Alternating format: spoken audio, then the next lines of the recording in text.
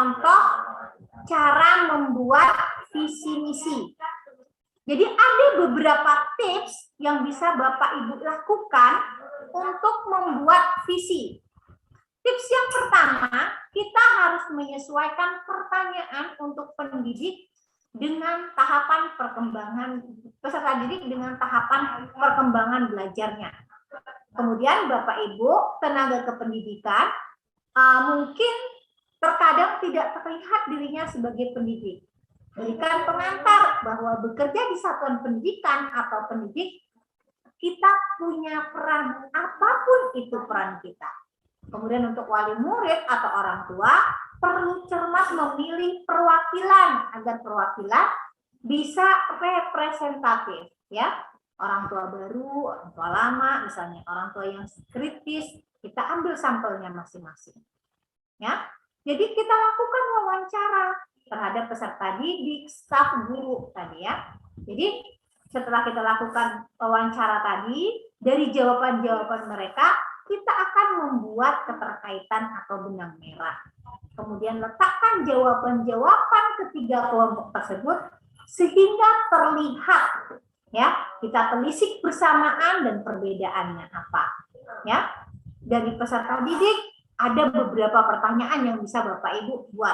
Dari staf atau gurunya juga ada beberapa pertanyaan yang kita buat. Untuk orang tuanya juga kita perlu berikan pertanyaan.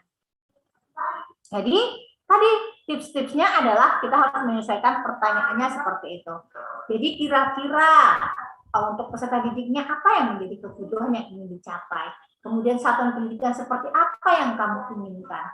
Kemudian hal apa yang paling ingin didapat atau dipelajari di satuan pendidikannya. Kemudian apa yang paling penting bagi kamu di satuan pendidikan. Intinya semua pertanyaan yang kita ajukan ke peserta didik ini akan mewakili hati mereka, akan mewakili harapan-harapan mereka terhadap satuan pendidikan yang kita selenggarakan.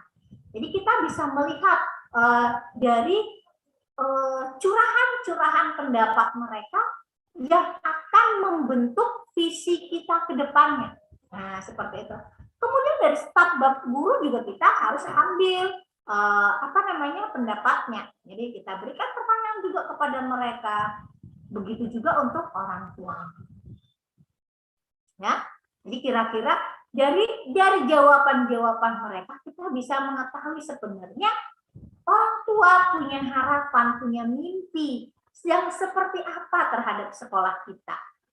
Kita tahu, oh ternyata apa sih yang menjadi keinginan, apa yang menjadi cita-cita bagi orang tua murid itu terhadap sekolah kita. Jadi seperti itu.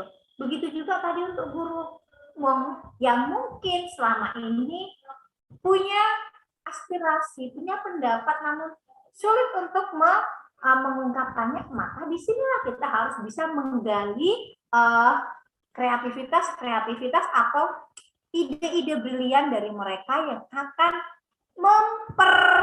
memperbaiki atau akan melengkapi visi kita ke depan menjadi lebih baik. Jadi kalau kita sudah melibatkan peserta didik, staf guru, orang tua, maka kita akan mudah melangkah. Teman-teman kita, guru akan merasa memiliki visi misi yang kita susun. Murid juga memiliki visi misi yang kita susun. Orang tua juga merasa, oh itu kemarin adalah ide dari saya. Saya ada memberikan sumbangan pikiran untuk menyusun visi tersebut. Jadi karena keinginan mereka sudah kita akomodir, sehingga apa yang mereka inginkan, mereka akan lebih merasa memiliki visi dan misi yang kita buat tersebut.